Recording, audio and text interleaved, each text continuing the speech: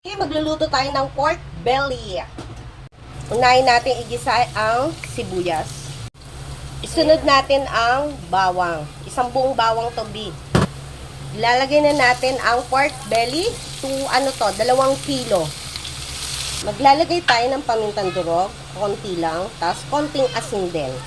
Ngayon mga bi, tatakpan muna natin para palabasin natin ng sariling mantika niya. Mga bi, ganyan na siya, tuyo na, wala na siyang mantika. Lalagay na natin yung 6 na kutsarang toyo. Tapos 6 na kutsara ng oyster sauce or 3 pack ng 30 grams ng oyster sauce. Mapit na yung yung toyo tsaka oyster sauce. Ilalagyan na natin ng 2 tasang nawasa. Maglalagay tayo ng 6 na kutsara ng calamansi juice. Huwag niyong hahaluin yung calamansi Tapos, maglalagay tayo ng bay leaves.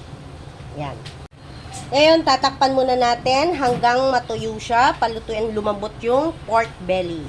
Mga bi, pag ganyan na, hahanguin muna natin, tatanggalin natin sa sabaw niya.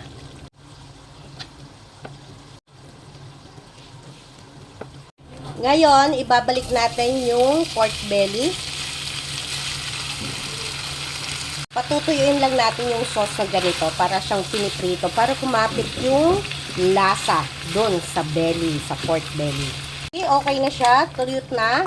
Ibabalik natin yung sauce. Ilalagay natin yung sibuyas. Hindi to pork steak Ilalagay natin yung itlog pugo. Naku, sarap, ang dami. Yan mga bi, luto na ang bago nating recipe na siguradong magugustuhan ninyo. Yan mga bi, luto na, kain na tayo. Ay, hindi.